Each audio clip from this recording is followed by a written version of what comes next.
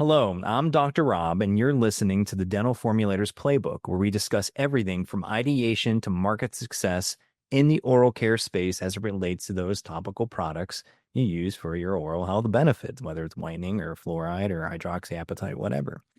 Joining me is my assistant and my wife, Tammy. Hello, and thanks for joining us on our inaugural podcast. So, Dr. Rob, what is typically a very easy question for most people tends to be a very challenging one for you. So, everyone can get to know you a little better. What do you do for a living? Okay. Well, the short answer is I'm an independent scientist who hopefully makes toothpaste better. Full stop. Okay. But more formally, and this is what I would say, obviously in a more formal environment, but I think it's important that everybody knows a little bit more detail. I have a PhD in chemical physics, and I'm an inventor, formulator, and strategist in the oral care space with over 20 years experience. My specialties reside in over-the-counter and prescription strength drug products, and that would include fluoride toothpaste, maybe some varnishes, gels, mouthwashes, things like that, as well as cosmetic products, including whitening, as well as any other either ingredient, maybe a product that will deliver a functional benefit. And maybe that would take a different form. So it might be in a powder, it might be in a mint, could be in a gel or paste still, but it can also be in a serum. That includes both human products as well as companion animal products for your cat or dog as well. Now, as principal investigator, I received multiple awards from the National Institutes of Health. And some of my creations have generated market success in over $100 million in sales globally. My clients include individuals and companies, both large, think name brands that you might recognize, or small. So entrepreneurs welcome, who either have a need for a different approach or something specific that they're looking for, or for those that maybe want a different perspective, the one that isn't given, or you can't just Google and just expect an answer. So those are the bulk of my kinds of customers. These needs might be in the form of safety or performance testing. Think about, for a specific claim, whether it's remineralization, maybe it's whitening, maybe it's an anti-plaque claim, or it could be something like regulatory, what's allowed or disallowed, maybe intellectual property question about trade secret, patentability, what exists in the prior art and where are the opportunities, as well as those that want educational insight. So those are the kinds of activities. That's really the scope. I know that's a bit long in the tooth, but that is kind of where my activities have us. I see why that's not an easy question for you to answer. So that was a lot.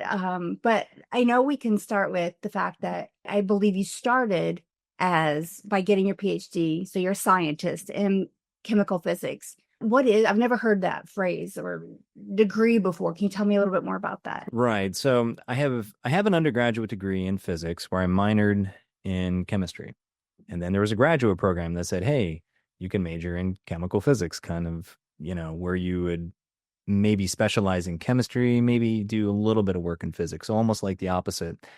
Generally, that leans more towards a theoretical approach. But in the program that I was accepted into, and it was a great program. This is at Indiana University in Bloomington.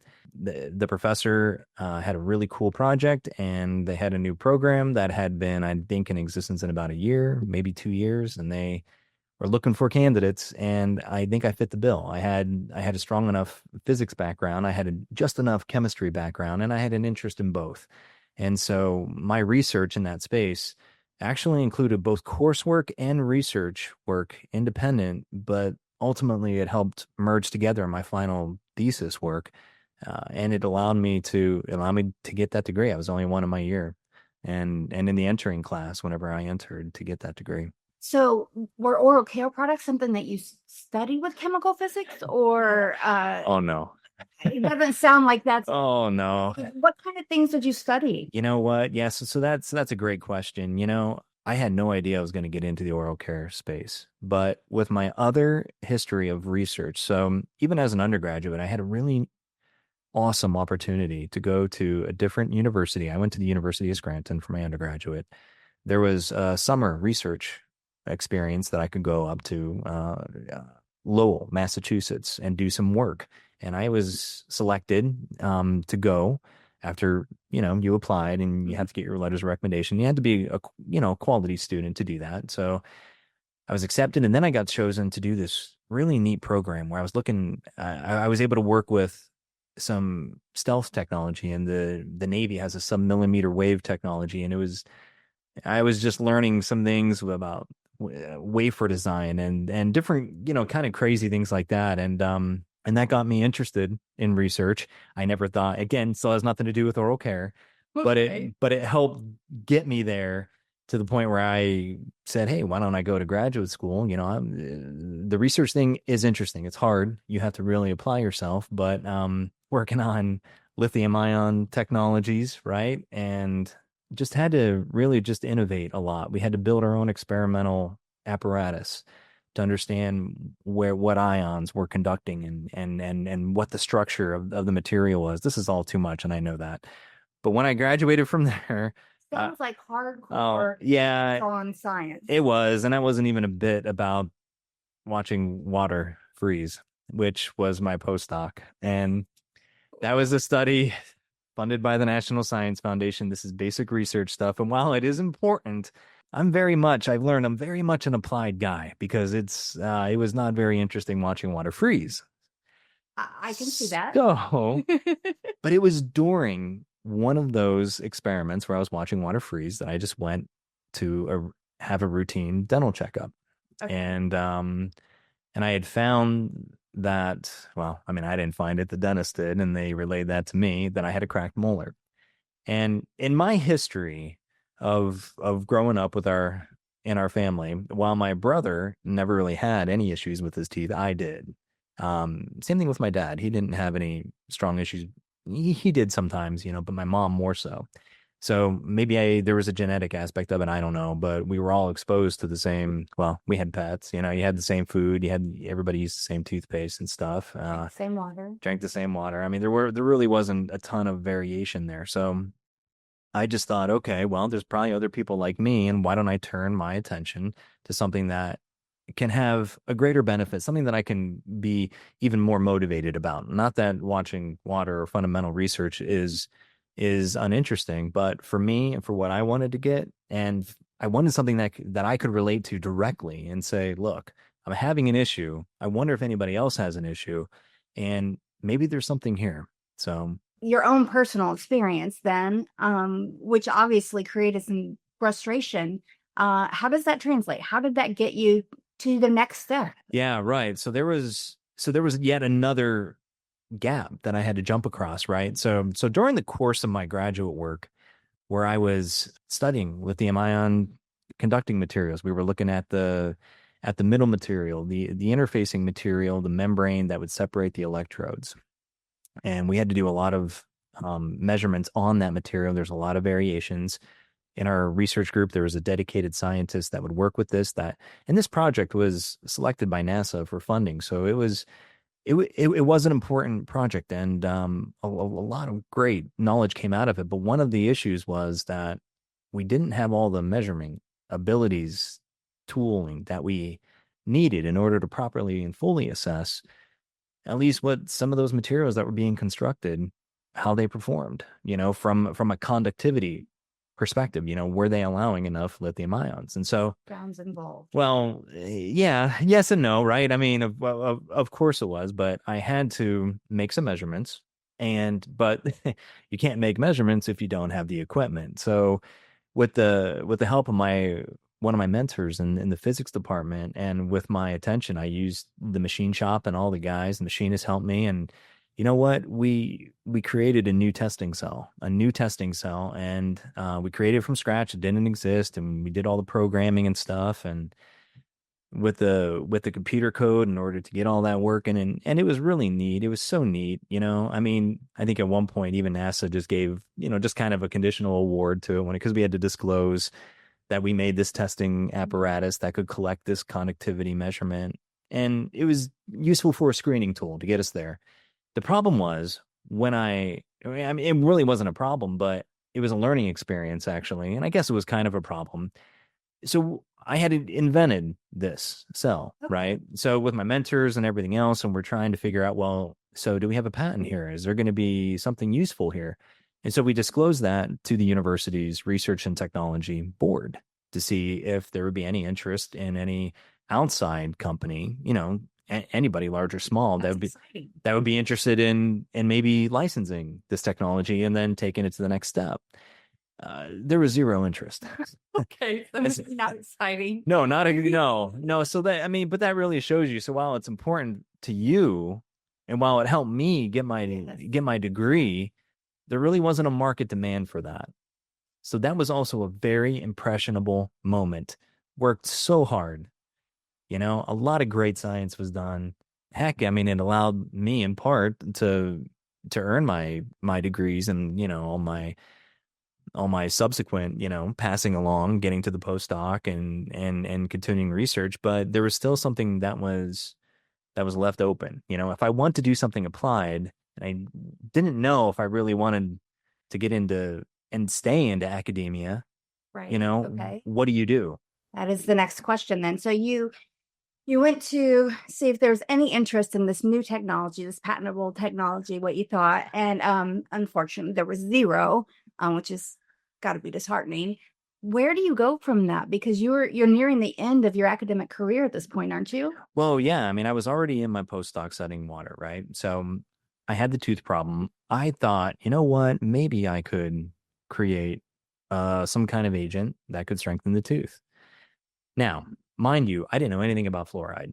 I didn't know any testing, anything about the mouth because and this is what they don't tell you. This is, you just don't do this because there's not enough time in your undergraduate formal training, even in your graduate training, you go and you take courses, and while they still might be a little bit broader, they're still focused. And so nobody's ever going to teach you toothpaste chemistry or There's not a course out or there. how to formulate. There might be at some formulators schools, and maybe there might be something about the pharmacokinetics of fluoride, maybe that you might take as a first year dental student, Okay. in your degree, but it's not going to be the same, And so I didn't know anything, and I thought, hey, maybe I could get interested in this. And so that's what I did. Okay. And again, there was some serendipity, obviously, luck, opportunity, meeting preparation, and all that definitely plays into it. But you have to apply, and you have to have an idea, and you have to work at it. And so You want to strengthen chi. I want to strengthen teeth. I'm having this issue. Teeth. Yeah, and I need something because otherwise I'm going to be studying water, freezing. Okay, so you have You know, motivation so I to have motivation. I need something else because the rest of it is not going to get me a career probably that I'm going to love, right? Okay. Or that I'm going to be dedicated to in some way. I'm going to be looking for another jump. So I went and I said, well, let me just see what I could do. I went to the library, found some journals, whatever I couldn't find online. I went and got the hard copies of the books and I started learning. I started, understanding what was going to be needed in terms of, well, what kind of assessments. And I still didn't know anything, even after I did get teeth from eBay. You bought teeth on eBay. So this had to have been a long time ago. Yeah, it was a long time ago. I remember doing it. My brother said, man, congratulations, Rob. You probably just got on the FBI's watch list because and I know it's strange. And what's even stranger is whenever they're delivered in a glove. So I got the teeth. I was trying to prepare them because you don't want to use the surfaces as is. Okay. You grind them down, you polish them, and then you can try to do your studies. And I was using, I think, Raman spectroscopy, maybe infrared spectroscopy to show that, like it matters to anybody here listening, A lot of science stuff. to try to show that maybe there was a benefit from this idea that I had in a calcium phosphate material that maybe it could help strengthen the tooth. And then And then I had enough pilot data that I thought, so I disclosed that to the university, again, to the Research and Technology Corporation. Again, so everything's kind of cyclic. It was really important that I went through the process with the conductivity testing cell because I wouldn't have been knowledgeable about all this other stuff. okay. So anyway, so I got in touch there, and then I was assigned an examiner again, the same one that I had with the or agent really that helps assess the market opportunity. Okay. It was the same one that I had for the connectivity cell, and he did a little asking around, and he said, "Hey, Rob, there's a dental school here in Indianapolis affiliated with Indiana University. They might be interested in at least giving a take on what you did, and whether there is any merits to any of this." There's a dental school in Indianapolis associated with IU Bloomington.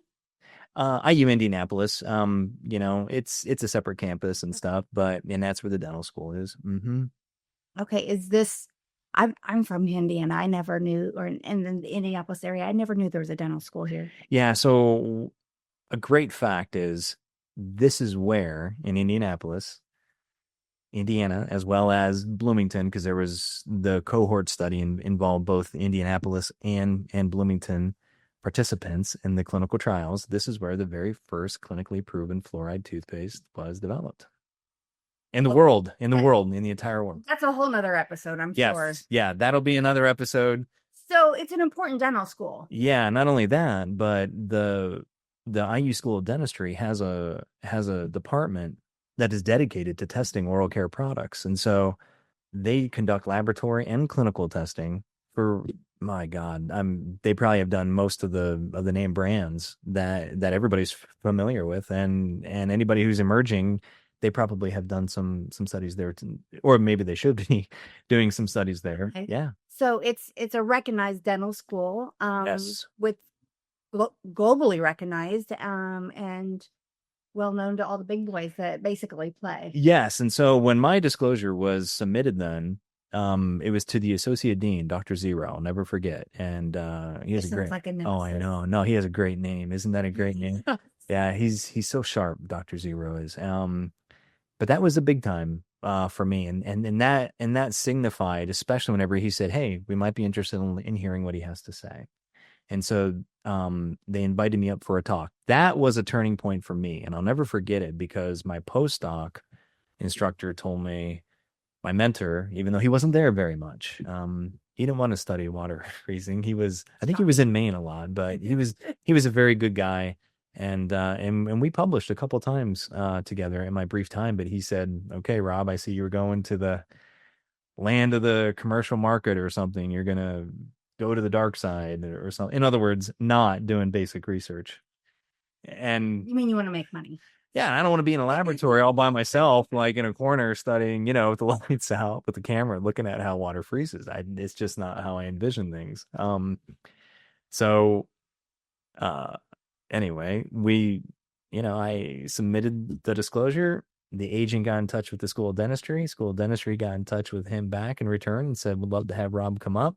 I went up. I gave a talk. It was based on my graduate stuff, not on the material that I disclosed, because I knew it wasn't perfect. I knew it was just an initial attempt. And then they offer me a visiting research position there.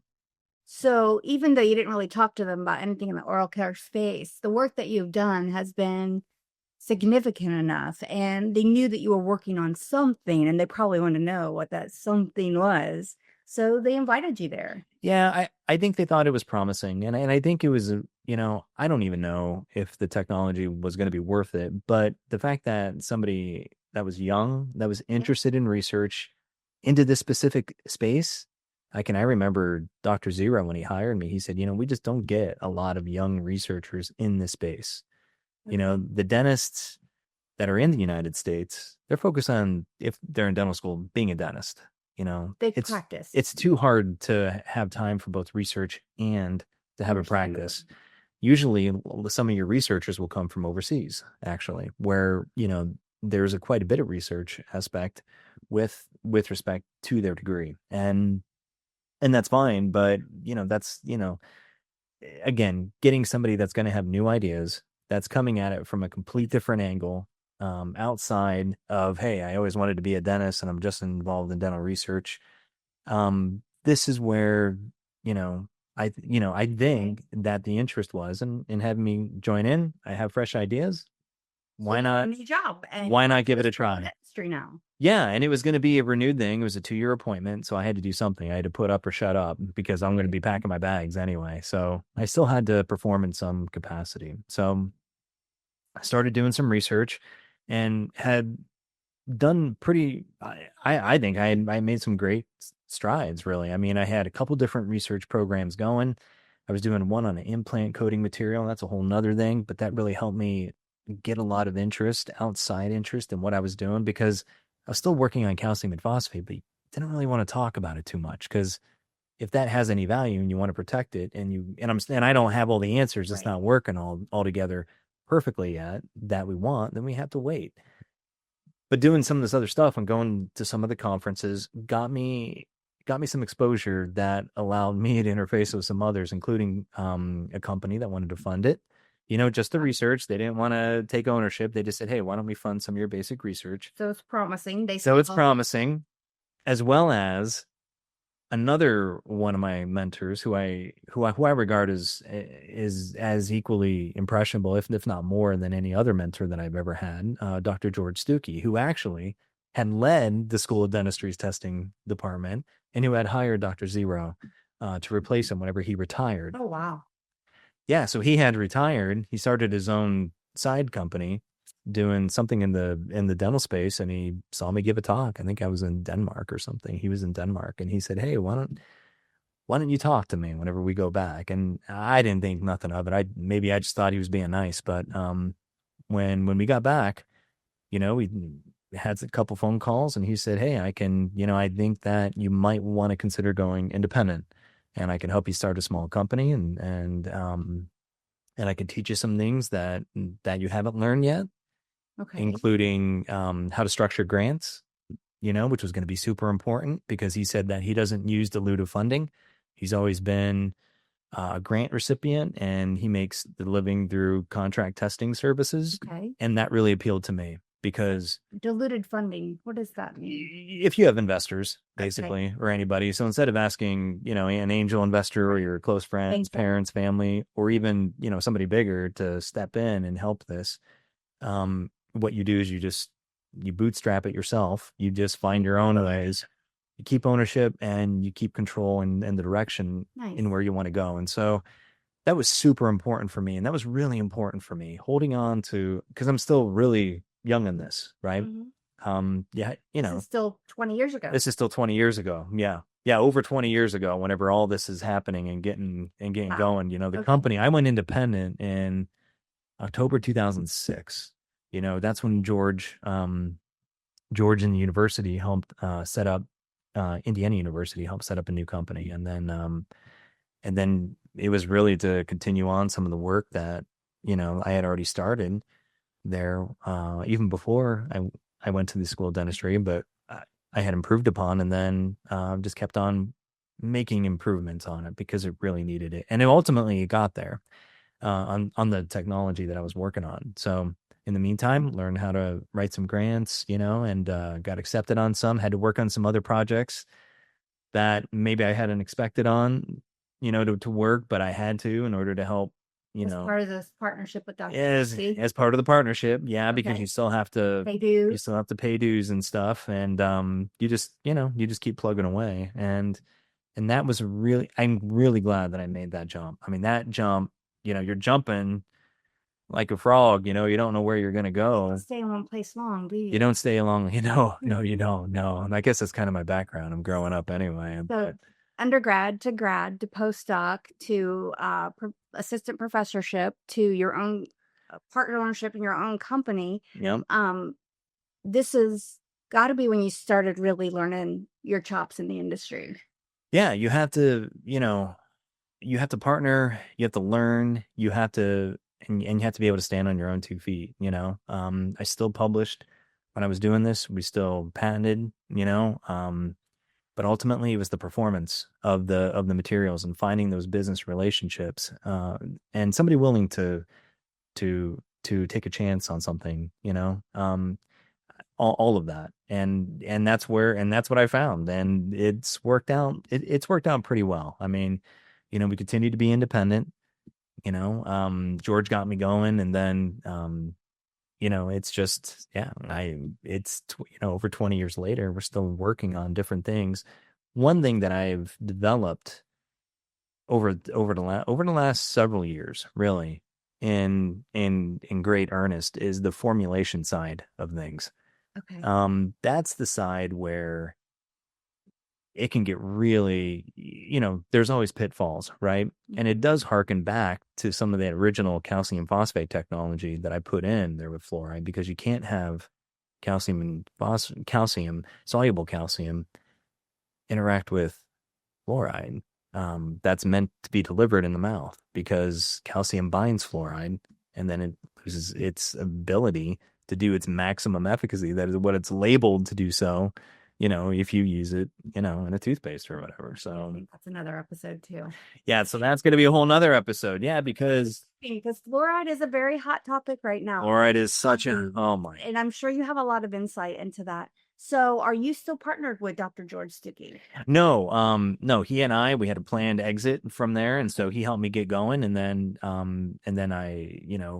we parted amicably and That's when you with some money. formulate. There you go. Yeah, So you started the formulation stuff. yeah, yeah, I believe so. And so, he has passed on now, but I think their testing business continues, and I even helped them out for about a year, brought some studies to them, new kinds of methods, and even, created some different formulations, I think that was an interesting side, but ultimately, that's something that I like to keep in house. You're my assistant. This is what you and I do, Yes. right? You and I work on all these formulations, and we go through the pitfalls of it too. So, Yes. whether it's testing, again, whether it's formulation work. I mean, heck, recently we even, because of the exposure that I've been in, with getting approvals for certain things, including like a pre-market approval for a varnish. Even recently one of our clients had great success. We worked on a really neat project with them, and now they have pre-market approval to launch their varnish in the United States. I The mean, consultant work that you do is really exciting, and it's part of the strategy, right? the guidance then that you can offer them and the strategy moving forward to get their product across the line, so to speak. Yeah, I mean, there does not exist anything out there like this. I mean, in the hallowed walls of some of the name brands, the big recognized companies that we all know, they have that experience. That was hard earned. They have that, and they're not going to share it. And they shouldn't share it. Absolutely. That's market dominance, and you're talking billions of dollars at stake. They're still innovating. They're still doing really, really impactful work. With billions of dollars going into this research. Yes, and they have. doing. Yeah, I mean, and so, it is a competitive space, but there's space for lots of entrants, you know. But what's really interesting is that for anybody who has an idea for a toothpaste or even a formulator, typically formulations, it seems like it's all about skincare products or something. And I understand that everybody wants to have the better skin. Mhm. I mean, heck, I need it probably. But you know, the aspects and the importance of the toothpaste is just completely sidelined. This stuff is just not taught, at least in the United States, formulation schools Mhm. with any, true rigor, There's no course you can sign Yeah, up you for can't that just says do it. Yeah, that's right. I mean, dental care or dental formulation. you'll learn the basics, but if somebody, wants to get involved in the dental aspects, one of the things you have to understand is the monograph. What cannot you put in the toothpaste? Good point. And what can you put in the toothpaste? Which you know. And then, yeah, I mean, again, just through experience, what are the claims that you're going for? Mhm. What are you allowed to claim on the label of the box? All stuff that we can definitely talk about. What was Yes. most interesting to me is a very holistic way of people who want to approach things. And one of my favorite projects was someone who wanted something completely all natural, because not all toothpaste is completely quote unquote all natural, and some people want to go a completely different way. But not all manufacturers will be able to work with that person in developing something. Yeah, they can't do it. Supply chain issues, chains of just just capabilities, regulatory. It's all different risks levels and stuff. And honestly, some of these synthetic ingredients that have been around forever, like sodium lauryl sulfate, they're awesome. Like they work, you Okay, know. but people judge I know. Prince right You know now. what? And you know, However, yeah, however. if you tune in again, I'm sure there's going to be an episode to tell you why you made that comment because Oh, sure. Yeah, we can, and it's actually pretty compelling. and it's like anything, it depends on the level of the ingredient that you're Yes. talking about. And I'm not trying to berate, um, belittle any ingredient or even any end consumer, but the point is not everything is dangerous. And Paracelsus, one of the, fathers of historical medicine and stuff said anything is a poison at the right concentration, anything, including water.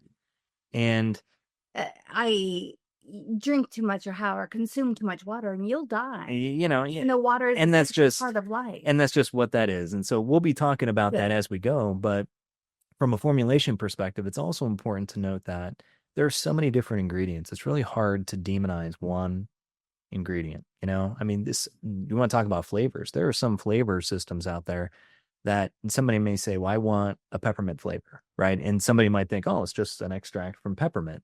When that's not true. There might be like 10 ingredients in that peppermint flavor that went into that endpoint dental formulation. Not just a peppermint. It's not just peppermint. So it could be some of these other additives that are meant either for preservation purposes, maybe for some kind of flavor boost that might be giving some kind of negative response in the mouth. It's like we have a lot of exciting things to educate and discuss.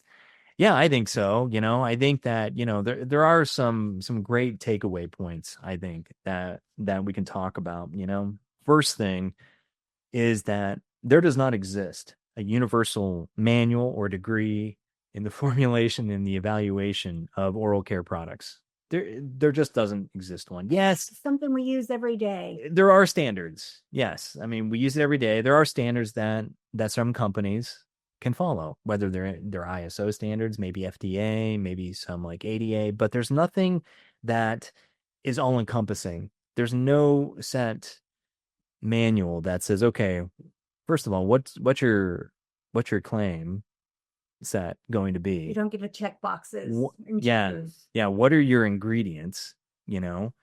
What do you or don't you want to have? What kind of testing do you really need to have? Because surely, everybody could do testing under the sun, but what's really important and what's really going to dial it in? One of the things that I get frustrated about is microbiological testing. And this just in working with me. It's expensive. Well, it can be expensive, but some of the tests are so generic. You take a single species, they call these planktonic tests, and you just take one ingredient and you look. I know that there's a place for it. I know there's a place for it, especially for antibiotics. We couldn't have antibiotics without these kind of tests. Yes. But whenever it starts to bleed into other kind of formulations and we're looking at like zinc lactate or something, and then they're like, oh, it kills off gingiva. The gingivalis, the Porphyromonas gingivalis, the leading bacterium, like one of them, that's for gingivitis. Or even, some malodor. You have to take that with a grain of salt. Can it work like that? Well, sure, but nobody's putting just straight concentrated zinc lactate in their mouth against only one species.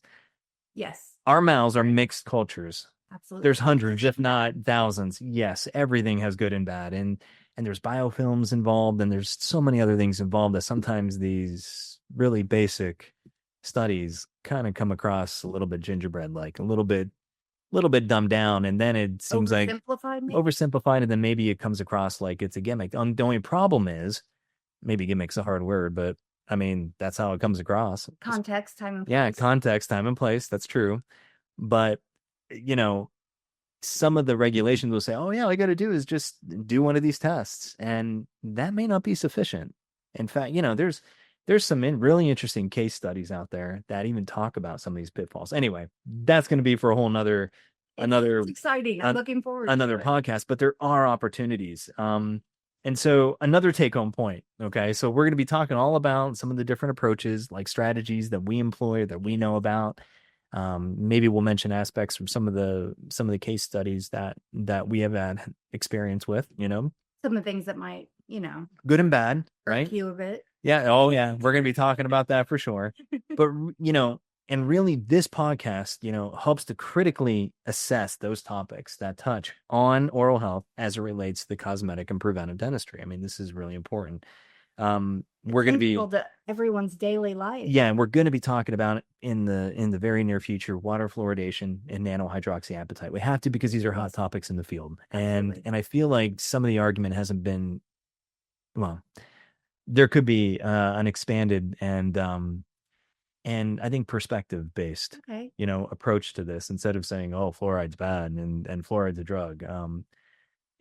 Good and bad, whatever your position is, I'm going to give some insight on there and maybe that'll help, Your perspective and as a your understanding. therapist. Yeah, Yep. that's right. That's it.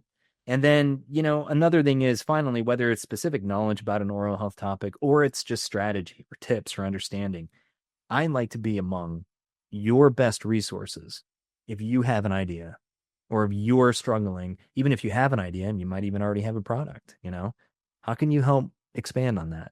Is there something else you can do to create additional products, maybe messaging? And it could Mm-hmm. be really simple, but if you don't know it because you don't know all the options, well, maybe you could reach out. Need to know the tips and tricks within the Tips and industry, tricks. Yeah. what you can say. Yeah, Well, that's right. I look forward to exploring those with you. And thank you, everyone, for listening. Yeah, okay. So this concludes our opening podcast, and this is our origin story, right? So thank you for listening to the Dental Formulators Playbook. Alongside Tammy, I'm Dr. Rob, and we look forward to discussing our next topic, which should be about fluoride. Ciao, ciao.